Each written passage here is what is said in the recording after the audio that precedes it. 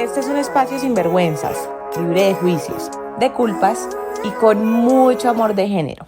Bienvenidos a este nuevo capítulo. Yo soy Pau y esto es Nos pasa a todas. Este mes de la mujer quería honrar nuestras historias, quería darle al mundo una prueba más de que estas situaciones de verdad nos pasan a todas, que el acoso, el abuso, la violencia psicológica, física y sexual es el pan de cada día de las mujeres en Latinoamérica. Estos tipos de violencia son una de las violaciones de los derechos humanos más comunes a nivel mundial. Se producen múltiples casos cada día en todos los rincones del planeta, pero esto no es un secreto, esto lo sabemos hace años. De lo que no hablamos es de lo cerca que está de nosotros, de lo normalizado que se ha convertido este tema, de las consecuencias físicas, psicológicas, económicas y emocionales que estas situaciones nos traen tanto a corto plazo como a largo plazo, y en general de la magnitud del impacto que vivir esto trae a nuestras vidas. Después de publicar el capítulo anterior de historias de abuso, me llegó un correíto al mail de Nos pasa a todas de una persona que sabe mucho del tema, pues tiene una fundación dedicada a acompañar a las víctimas de violencia sexual. Y bueno, después de hablar un rato con ella, se nos ocurrió hacer este capítulo como una segunda parte de este tema tan importante. Así que bueno, ella es Joana Holguín, tiene 31 años, es de Medellín, es trabajadora social de profesión y especialista en problemas de la infancia y la adolescencia. Joana, bienvenidísima a Nos pasa a todas. Cuéntanos un poquito más de ti y de cómo supiste el podcast. Pau, muchas gracias por este espacio, qué rico estar aquí compartiendo. Bueno, para contarles un poquito más de mí, me encantan los animales, me fascina viajar, conocer nuevas culturas, nuevas personas, disfrutar la gastronomía y en los pocos tiempos libres que tengo, me fascina la repostería. Conocí el podcast porque desde mi cuenta personal hace ratico ya sigo a Nos pasa a todas. Y realmente cuando escuché los relatos y las historias donde las mujeres nos contaban de la violencia sexual y de los abusos sexuales a los cuales habían sido expuestas en su vida, dije, no, tengo que escribirle un correo y tenemos que hablar un poquito más de esto. Por eso me animé a mandar ese mail y a que nos contactáramos y pues se dio este espacio. Ay, bueno, me encanta saber que ya escuchabas y sabías del podcast y sí, definitivamente este capítulo fue bastante impactante para muchas personas, fue muy duro para quienes contamos nuestras historias porque además es como pues son historias anónimas, pero tú sabes que la gente alrededor de uno reconoce la voz, entonces es un anónimo entre comillas, pero también puede llenarnos de valentía y decir, es que no más, o sea, estas cosas están pasando todos los días y la gente cree que de verdad no pasan y son historias y son cosas de las que se tienen que hablar y estas nada más fueron las historias que se atrevieron a contar mis amigas y yo, y así hay un montón de historias silenciadas en el mundo. Entonces es un tema súper importante. Te agradezco de entrada, pues que te preocupes y que tengas una fundación y una iniciativa, que seas activista en este tema, porque creo que es un tema demasiado importante para nosotras como mujeres, pero en general como sociedad. Así que bueno, vayamos directo a las preguntas.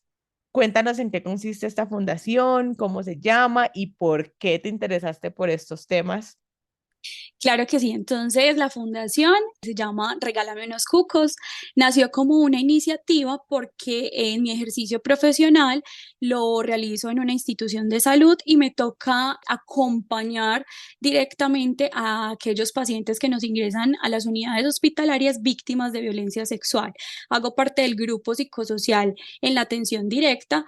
Entonces identifiqué una necesidad porque lamentablemente las pacientes cuando llegaban y tenían que salir de nuestra institución en el momento del alta a poner o a interponer realmente el proceso judicial, tenían que retirarse en muchas de las ocasiones con la bata que tenían en el hospital porque los elementos que traen puestos después de la situación de violencia sexual deben ser recolectados porque hacen parte del material probatorio para poder judicializar a su agresor.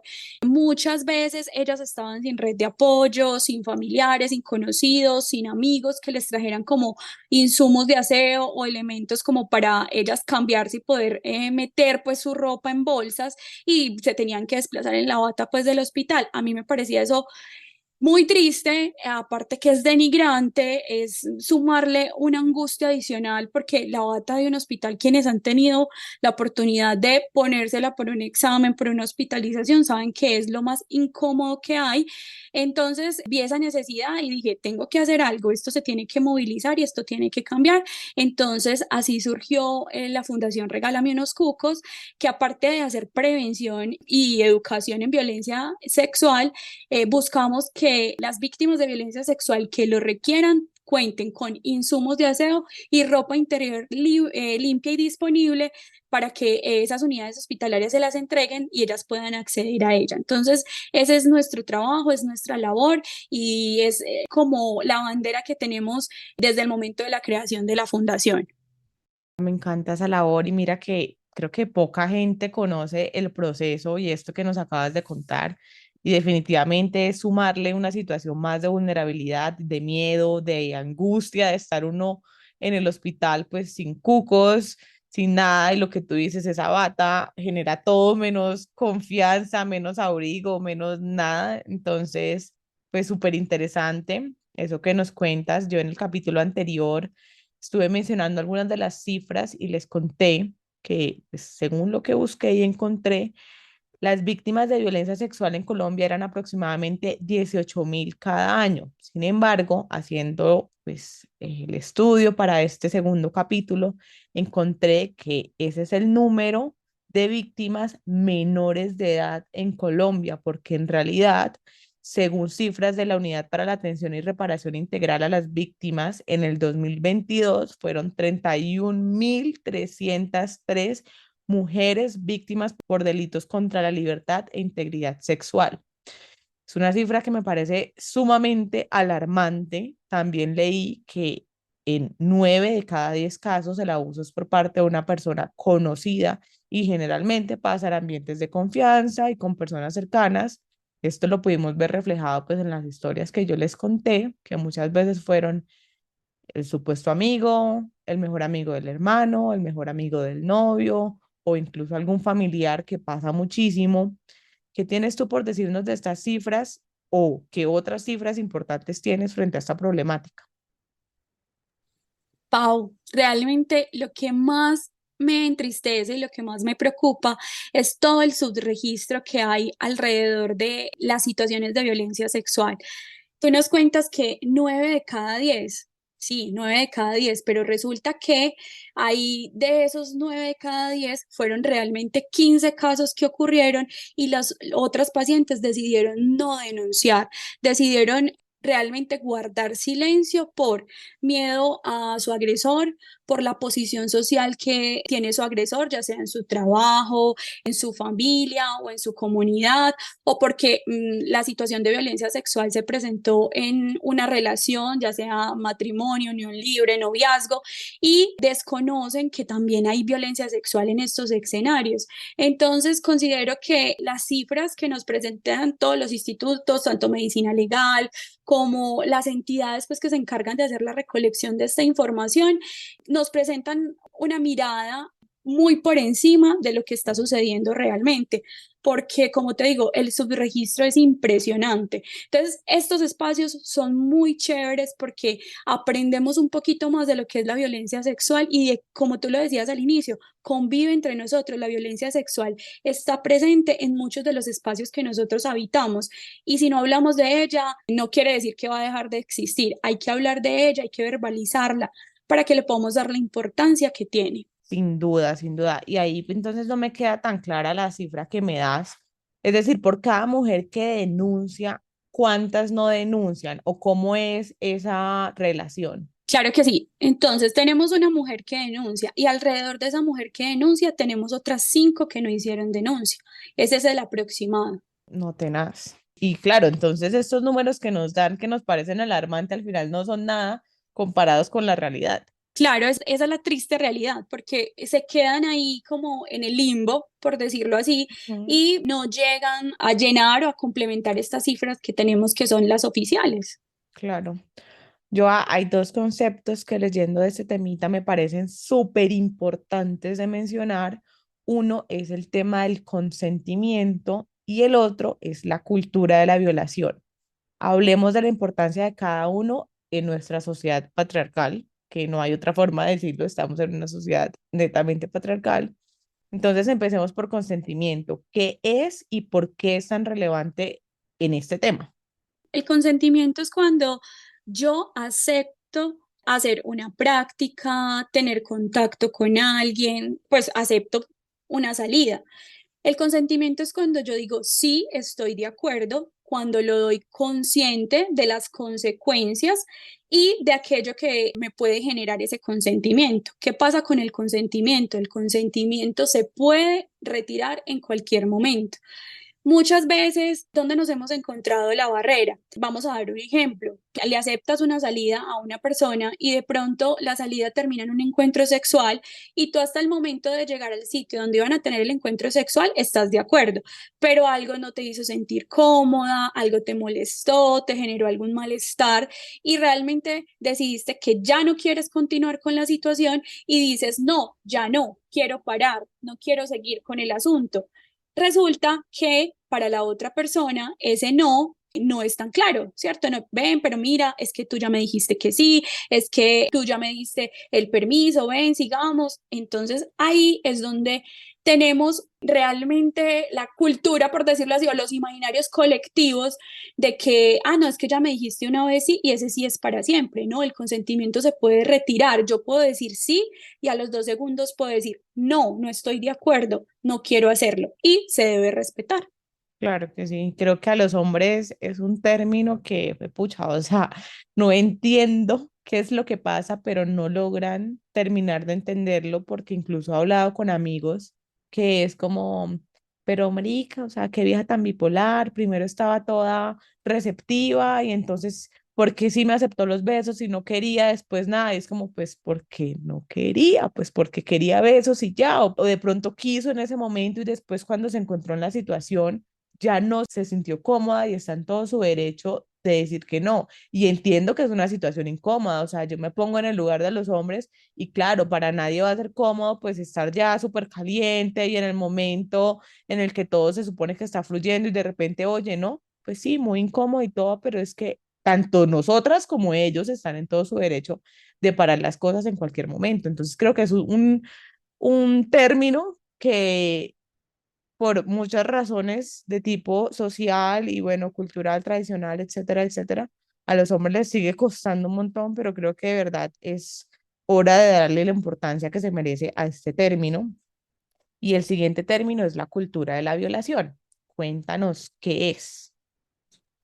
Bueno, la cultura de la violación, Pau, es ese momento donde nosotros normalizamos todo tipo de violencia sexual, donde la minimizamos. Hay situaciones que realmente se nos presentan en nuestro día a día y recibimos comentarios tales como, ay, mira, no es para tanto, solo fue un roce, o oye, no te pongas así o no digas eso, pues fue un piropo, antes da gracias que alguien te está diciendo que estás bonita. Es la forma como a lo largo de la historia y a lo largo de todo lo que llamamos como cultura pensante, ¿cierto? Hemos normalizado y hemos permitido que trascienda de generación en generación y es que estamos en el momento de ponerle un alto, es que no debemos justificar por ningún medio ningún tipo de violencia sexual, es que no hay justificación. Violencia es violencia, violencia sexual es violencia sexual. No hay forma de decir, ay, no, es que es medio tibio o es un poquito nomás, ¿cierto? Entonces hay que empezar a ponerle un alto y que todos empecemos a hablar el mismo lenguaje, que la violencia es violencia aquí en China y en donde sea. Y mira que es súper triste porque yo creo que esa cultura de la violación sin querer, digámoslo así, inconscientemente, hasta nos la meten nuestros familiares, nuestros propios padres, nuestra propia madre, que nos está diciendo que si salimos de cierta manera, entonces estamos dando papaya para que nos pase esta otra cosa, que si tomamos de más, entonces se la estamos poniendo fácil al otro para que al final, ¿qué? Nos viole, o sea, se aproveche de nosotros y uno creció escuchando esos comentarios, o sea, como no de el hombre está fallando, sino ojo con lo que hace, porque es que el hombre se confunde o se termina aprovechando de la situación o le está dando papaya, pero todo recae en lo que haga uno y entonces ahí el hombre simplemente lo que está haciendo es dando una respuesta que para mucha gente es la respuesta lógica, que termina siendo en muchos casos pues abuso, violación, acoso y todo mal. O sea, todo mal porque entonces, ¿en qué clase de sociedad estamos en la que la culpa siempre va a ser la de la mujer, la de la falda, la del labial rojo, la de los tragos de más, la de, pues me parece terrible. Claro, yo también crecí en una cultura donde nos decían cómo debíamos vestirnos, cómo debíamos sentarnos, la forma como debíamos comportarnos, porque si no, de una u otra manera, estábamos enviando un mensaje donde le estábamos diciendo al otro, generalmente pues a los hombres les estábamos diciendo: "Ey, es que puedes acceder a mí, puedes acceder a mi cuerpo, porque yo me puse este escote es para provocarte a ti". Y la idea no es esa, tenemos que desmontar ese pensamiento. Yo me visto para mí, para sentirme bien conmigo misma, para verme bonita, no para que me estés mirando ni las piernas o el escote o me estés haciendo comentarios relacionados a ellos. Entonces, este es el momento y tenemos que alzar la voz y tenemos que decir: hey, no más, paremos, es que esto está aquí entre nosotros, nos está pasando a todas. Creo que son cosas que uno, siendo hijo, podría explicárselo mucho mejor a sus papás porque yo he tenido conversaciones con mi abuelita, con mi mamá, y es muy difícil si uno entra desde el conflicto, desde la pelea, como entrar a chocar por esas diferencias de pensamientos. Entonces creo que si uno lo explica con situaciones concretas, como mami, no me siento bien cuando me hace ese tipo de comentarios porque me hace sentir que la culpable soy yo. Incluso yo a veces le cuento a mis papás cosas que me han pasado a mí o que le han pasado a mis amigas para que se den cuenta que estas niñas que han visto crecer toda su vida y que son buenas mujeres y que son niñas de casa, que suena súper mal decirlo, no sé cómo decirlo, pero que pues que no tienen absolutamente ninguna mala intención de nada y que al final nos están pasando estas cosas y que no importa si nos vestimos así o asá, si tomamos más o menos, si nos drogamos o no, si lo que sea, esto nos está pasando a todas de verdad. ¿Qué otras situaciones crees tú que serían buenos ejemplos de esta normalización de la violencia sexual que tenemos pues en nuestra sociedad? Otro de los ejemplos que es súper común y quienes nos están escuchando van a hacer memoria de él o lo han visto en sus primitos, en niños pequeños, es cuando llegamos, por ejemplo, a una reunión familiar y la mamá le dice al niño: ven, dale un beso a tu tía, dale un beso al tío, dale un beso a la abuela. Y el niño se siente incómodo y la mamá obliga al niño a que tiene que besar al adulto, ¿cierto? Para saludarlo. Eso es normalizar la violencia sexual. ¿Por qué normalizar? Y de pronto muchas mamás van a decir: no, pero es que es el familiar. Si tu hijo aprende que las situaciones que lo hacen sentir incómodo, de una u otra manera las va a tener que hacer o está obligado a hacerlas en el momento cuando se nos presente una alarma, una alerta real de una situación de violencia sexual, el niño va a acceder o lo va a permitir y no te lo va a contar. ¿Por qué? Porque si con una cosa tan básica como que mamá, pues no, o me siento incómodo, o su cuerpo mismo manifiesta que se siente incómodo por saludar a los adultos desde un beso, un abrazo, sentársele en las piernas a los adultos. Si de una vez lo está relatando con su cuerpo y con la forma o expresándolo con llanto o con palabras, aquellos que dicen: no, no lo quiero hacer, y se le obliga, ahí es donde estamos normalizando todo este tipo de situaciones. Eso es uno de los ejemplos más comunes que tenemos. Claro, y horrible, y no se dan cuenta las mamás de lo que tú dices, la cara de incomodidad está, y entonces, ¿por qué se sigue haciendo? ¿Qué otros tipos de violencia sexual existen? Bueno, nosotros pues tenemos clasificados distintos tipos de violencia sexual, ¿cierto? Que está el abuso sexual, que son todas aquellas caricias, tocamientos, posición a la pornografía, donde yo no he dado mi consentimiento. Ahí volvemos nuevamente a ese importante concepto. Si yo no te permito ni besarme, ni tocarme, ni acercárteme, ni enviarme contenido por redes sociales con fotografías de tus partes íntimas o videos de otras personas, se considera abuso sexual. A veces uno dice: estoy en un grupo de WhatsApp y los amigos, ajá, muestran mandan el video y el chistecito y todos se ríen.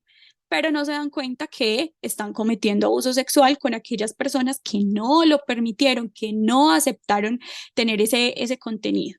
Hay otro que es pues el más triste, no quiere decir que los otros no sean tristes, sí, sí lo son, pero que es el que más daños físicos, psicológicos, emocionales nos deja, que es la violación como tal o el acceso carnal violento, que es cuando ya hay una penetración de la víctima por alguno de sus órganos y incluso la penetración no tiene que ser con el órgano sexual de la otra persona, sino que hemos visto casos donde hay empalamiento, que usan otro tipo de elementos para hacer esa penetración. Entonces, incluso en algunos de las víctimas han fallecido porque los daños son increíbles y lamentablemente fallecen. Otro de los tipos de violencia sexual es la explotación sexual. Puede darse con menores o con adultos. Es cuando alguien con un grado superior o con un poder sobre la víctima ejerce venta de su, ya sea fotografías o de su cuerpo y se adquieren recursos económicos por esas fotografías, esos videos o por que tengan relaciones sexuales con esa otra persona. Por lo general, en esa explotación sexual, la persona recibe un porcentaje por los recursos adquiridos pues en esa transacción, ¿cierto? ¿Qué pasa entonces cuando hay trata con fines de explotación sexual? Son aquellas personas que sacan de sus entornos familiares, que se los llevan incluso hasta del país y comercializan su cuerpo o el material, ya sea fotografías o videos, y los tienen bajo presión, amenazando sus familias. A algunos, por ejemplo, cuando los sacan del país, les retienen su pasaporte, sus documentos para que no puedan viajar y por lo general en estos casos no reciben ningún tipo de recurso económico o una retribución por el uso pues del material y de su cuerpo.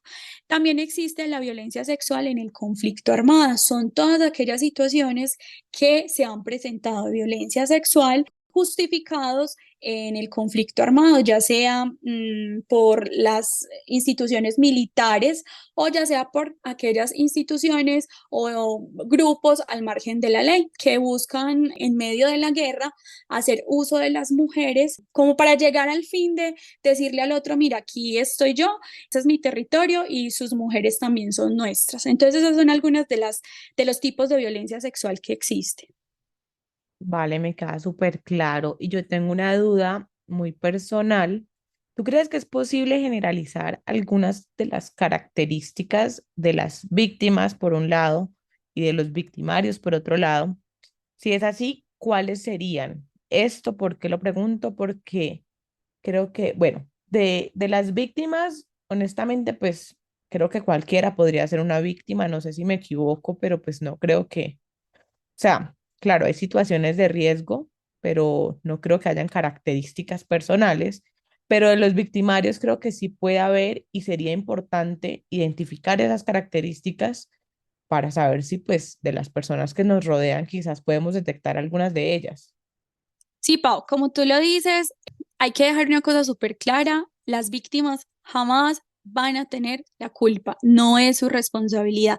No fue como te vestiste, no fue como saliste, no fue lo que tomaste, no fue las decisiones. Nunca, nunca va a ser su responsabilidad. Todos, absolutamente todos podemos ser víctimas en cualquier momento. De hecho, a veces lo somos súper fácil. Nos montamos al transporte público y alguien se nos pega mucho sin necesidad y empieza a rozarnos sus partes. Entonces, todos en algún momento podemos ser víctimas. ¿Qué pasa con el tema de los victimarios? Tienen una habilidad increíble, tienen una habilidad de ganarse la confianza, de estar en los grupos, de internarse en las familias, como lo decíamos también ahorita, muchas veces están tan cercanos a la víctima, pertenecen a su grupo familiar, tienen toda la confianza del entorno para acceder. Entonces, características y generalizarlas es complejo, porque a veces uno se sorprende, lo que vemos en las noticias, los pacientes que nos llegan a la atención, cuando se identifica quién ha sido el abusador, fue el padre biológico. Entonces, decime, ahí cómo uno va a poder identificar esas No, muy justo. características. Es muy difícil, ¿cierto? Es muy difícil porque tú esperas que el padre biológico abrace, cargue, ayude a cuidar, a vestir, se haga cargo de las necesidades básicas, por ejemplo, de ese niño.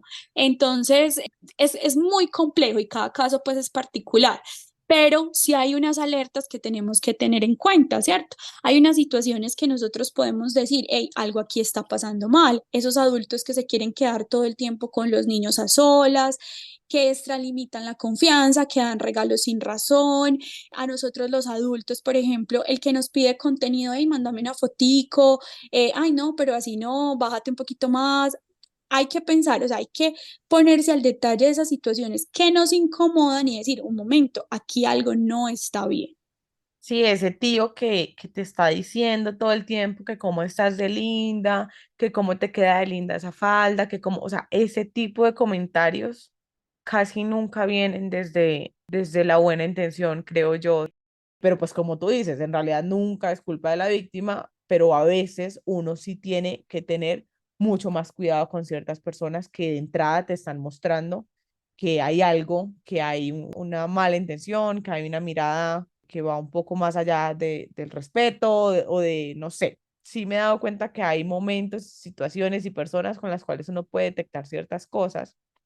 Y pues quería preguntarte cómo podría una persona que, por ejemplo, está con su pareja, cómo podría detectar que está viviendo violencia sexual, porque esto es algo que de lo que muy poco se habla y que está pasando también, que es la violencia sexual dentro de las parejas. Lo más importante es que para que aprendamos a reconocer, tenemos que hablar. Tenemos que empezar a normalizar, así como normalizamos las situaciones de violencia sexual, normalicemos también hablar de la violencia sexual, los tipos, las formas, cómo se presenta. Traigamos este tema a la mesa, sentémonos a hablar con nuestros compañeros del trabajo, en nuestros espacios, con las personas que habitamos, hablemos de violencia sexual. Esa es una de las primeras formas.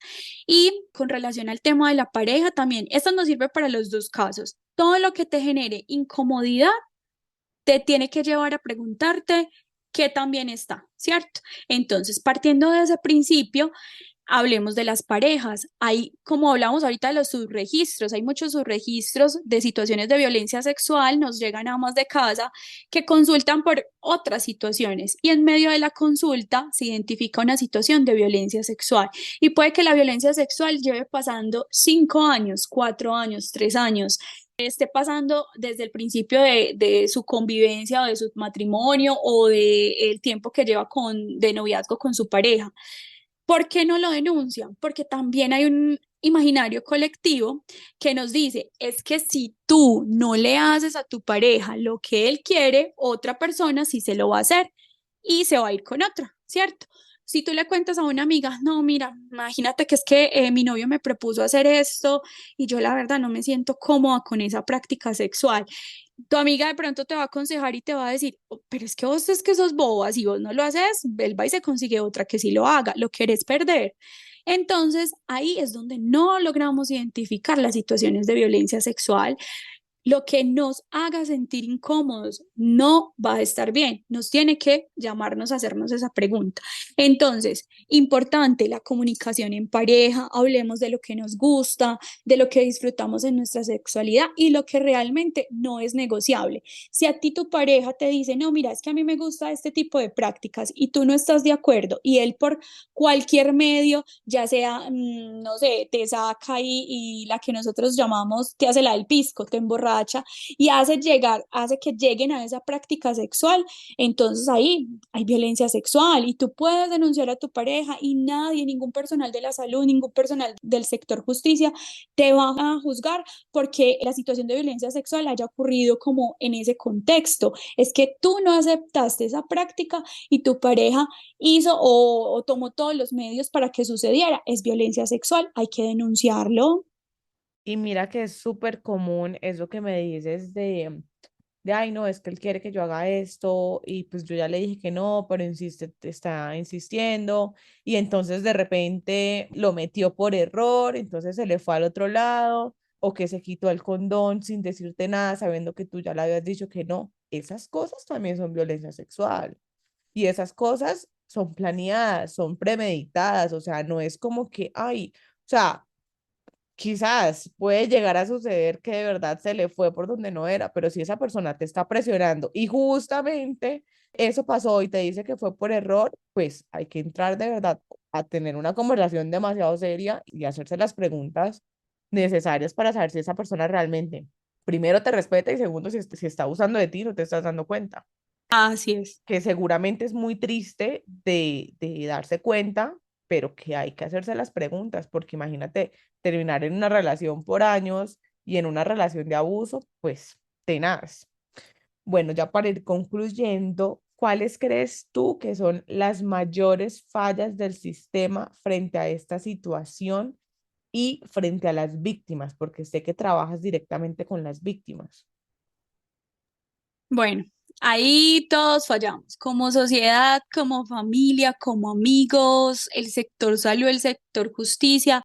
Hay unas rutas pues específicas y hay unas rutas determinadas para la atención integral de las víctimas de violencia sexual, pero nos estamos colgando en todo el tema de prevención. El tema de prevención en violencia sexual se está quedando corto. Como lo decía ahorita, no hablamos en los espacios que habitamos. Nos da temor hablar de la violencia sexual porque en muchas de las situaciones en las que nos vemos inmersas vamos a encontrar a alguien que ha sido víctima de violencia sexual. Entonces le tememos a la crisis, a que va a desarrollar una respuesta que no vamos a poder manejar y por eso entonces tapamos el sol con un dedo y tratamos de hablar de violencia sexual.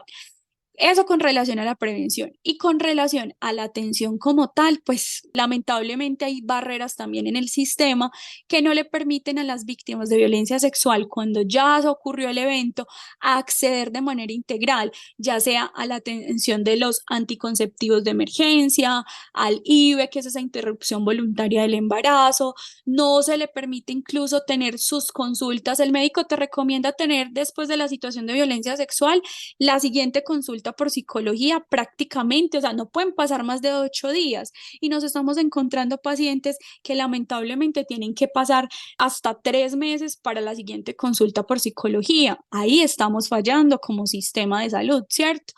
Y otra de las situaciones, por ejemplo, como comunidad y como sociedad, es que acompañamos a la víctima de violencia sexual hoy, durante el evento, mientras estuvo hospitalizada, mientras se le hicieron todos los exámenes, pero nos olvidamos de acompañarla en lo que pasa después. Vamos a quedar con temor de salir nuevamente a la calle, de salir con nuestros amigos, de vestirnos de cierta manera, de incluso a los que les gusta consumir bebidas alcohólicas volverlo a hacer, ¿cierto? Claro. Nos olvidamos de acompañar a la víctima en ese post y abandonamos y ahí hay un riesgo altísimo de que víctimas de violencia sexual luego de estos eventos cometen suicidio, ¿cierto? Entonces creo que hay muchas cosas que debemos trabajar y muchas cosas que debemos repensar.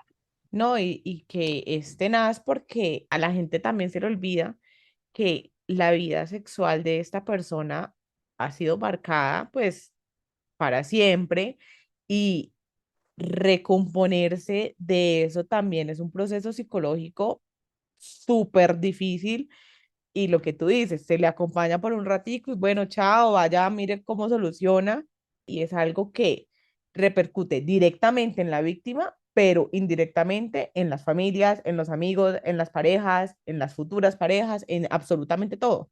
Entonces, como sociedad, todos nos estamos viendo afectados de esta situación, pero quienes están haciendo algo son muy pocos. Y ahí afuera hay un montón de victimarios que muchas veces ni siquiera saben, ni siquiera son conscientes de que lo son, que es lo más triste todavía, porque muchos de los hombres han violado y han abusado y han acosado sin siquiera ser consciente de ellos, porque no, ni siquiera están escuchando a las mujeres de su alrededor, a sus amigas, a sus hermanas, a sus mamás, etcétera, etcétera. No están viendo las noticias, no están nada, no están interesándose realmente por lo que está pasando. Y de hecho, ahora que recuerdo una cifra que me alarmó terrible y es que leí que en Colombia, en el año, pues en este último año, 2022, hubo casi 5.000 niñas de 10 a 14 años que quedaron embarazadas y que además hubo sus nacimientos. O sea, son mujeres que muchas veces están siendo obligadas de alguna manera, psicológicamente, emocionalmente, por sus familias y demás, a tener sus hijos, a ser mamás y son niñas, o sea, estas niñas muy seguramente han sido víctimas de violencia sexual. No creo realmente que sean casos consensuados y si así lo fueron, pues de todos modos estamos hablando que la ley, y corrígeme si me equivoco, castiga, o sea, es violación si se tienen relaciones con una niña menor de 14 años. Si es así, me equivoco, no sé. Sí, Pau, realmente la legislación colombiana tiene que contemplado que todo acto sexual con menor de 14 años se considera abuso sexual y se debe activar el protocolo de atención integral, código fucsia, que es el código que se activa en el sector salud para los pacientes víctimas de violencia sexual. Está penalizado y es castigado, es judicializado, pero siempre y cuando se haga la notificación y se haga el reporte, porque si nos quedan en los subregistros, no podemos hacer nada. Claro, imagínate lo triste que es que 5.000 niños están naciendo al año que son producto de abuso y de violencia sexual y son niños que muy seguramente van a nacer con un montón de vacíos porque es una niña teniendo a un niño y cómo queremos realmente avanzar como sociedad si este tipo de cosas siguen pasando en cifras tan alarmantes. Entonces yo como conclusión realmente quiero dejar que yo sé que mucha gente no se toma estos capítulos y estas cifras de manera personal porque casi todo el mundo se lava las manos, tanto mujeres como hombres, porque sé que también tenemos nuestra parte de culpa, no al ser víctimas, pero sí al normalizar muchas situaciones que lo hemos hecho porque hemos crecido de esa manera, porque nuestras familias nos lo han repetido, porque nuestras mamás nos criaron de esa manera, bueno, por mil razones, pero que ya es hora de verdad que abramos los ojos y que nos demos cuenta que de la manera en la que crecieron nuestras abuelas, nuestras mamás y nosotros y que están creciendo las nuevas generaciones, pues no es del todo la manera correcta, estamos fallando un montón como sociedad y podemos cambiarlo, realmente podemos cambiarlo creando y educando a hombres que tengan conciencia plena de esta situación, a mujeres que, pues, pucha, ojalá puedan alzar la voz con mucha más valentía, que puedan tener las garantías necesarias para hacerlo, que se sientan seguras y protegidas, no solo por el sistema, sino por su círculo de apoyo y por todo lo que nos rodea en general, porque siento que muchas veces eso es lo que pasa, que tenemos las historias y tenemos las ganas de contarlo, pero decimos, es que de entrada mi familia me va a dar la espalda o me va a juzgar, el sistema y la justicia seguramente me va a terminar juzgando también y nada va a pasar y lo único que voy a tener es una exposición pública que me va a hacer más daño del que ya tengo. Entonces, ¿qué prefiero? Pues quedarme callada. Entonces, creo que hay un montón de cosas que como sociedad podemos mejorar y que cómo hacerlo de manera personal, cómo poner el granito de arena, pues cambiando en el día a día, haciéndonos las preguntas necesarias. De pronto, no reírme del comentario de mi amigo cuando dice que se la comió borracha, sino decirle, tú sabes que eso es violación, tú sabes que si la otra persona no tiene plena conciencia de lo que está haciendo, eso es una violación. O sea, creo que ese tipo de cosas son las cosas que podemos ir haciendo de manera pequeña para que tengan un impacto más a nivel global. Eso es un poco como veo la situación. Yo de mi parte, pues ojalá que mi granito de arena sea también con este podcast, con este capítulo, con esta conversación que estoy teniendo contigo, que es visibilizar y darle voz a esas historias que están invisibilizadas, valga la redundancia, que están calladas, que están puestas en un rincón y que al final, pues si no visibilizamos, pues lo más fácil para la sociedad y para los hombres sobre todo es seguir haciéndose los de la vista gorda. ¿Qué conclusión nos dejas tú? Pau, realmente es, si somos testigos de una situación de violencia sexual, no miremos para el otro lado, no hacernos los locos. Si no sabemos cómo proceder, si no sabemos cómo hacerlo, desde la Fundación Regálame unos Cucos, por ejemplo, en nuestra cuenta estamos posteando información, cómo identificar las situaciones de violencia sexual, cómo apoyar a las víctimas de violencia sexual partiendo de no ridiculizarlas y no burlarnos de lo que nos están contando, sino también darle herramientas a las personas para que puedan acompañar y sepan para dónde coger, porque es que este proceso no es fácil como lo decíamos ahora, ni para el paciente que fue víctima, ni para su familia, ni para sus amigos, ni para la sociedad en general.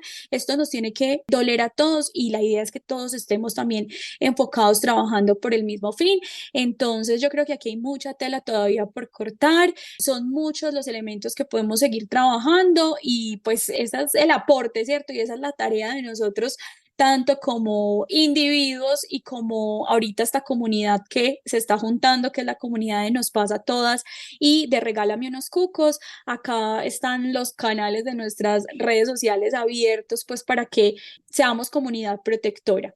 Muchas gracias a ti por este espacio, a quienes nos escucharon por estar acá, por sacar este tiempo para conocer un poquito más y si se quieren vincular a la fundación, tienen las puertas abiertas cuando lo deseen. Ay, muchísimas gracias a ti, Joana. Vamos a dejar las redes de tu fundación y las tuyas personal si quieres, porque creo y espero que después de esto, pues hayan muchas mujeres que quizás no directamente se animen a contar su historia, porque pues nadie está obligado a hacerlo, pero de pronto a ser un poco más activas en la sociedad frente a este tema, que creo que, como dijimos, desde ahí uno puede hacer su aporte inicial. Gracias a ustedes por escucharnos, gracias a todas las que me contaron sus historias y que después de el capítulo me siguieron contando historias que me encantó, que fue un poco como una bola de nieve porque somos muchísimas las víctimas frente a estas situaciones. Las abrazo a todas y a todos los que nos estén escuchando también. Hombres, yo sé, yo no satanizo al género masculino y quiero repetir eso porque no es la idea. Nosotras lo único que queremos es ser parte de esta sociedad con los mismos beneficios, con las mismas garantías y con la misma seguridad con la que ustedes lo hacen, que muchas veces lo dan por sentado, pero, pero pues eso es lo que queremos, un poco de equidad y muchísimas gracias por escucharnos a todos. No olviden seguirnos en Instagram, en Spotify, en YouTube, en Deezer, en Apple Podcast, bueno, en todo, califiquen, sigan, compartan, que esa es la manera que tenemos de crecer. Muchas gracias y chao.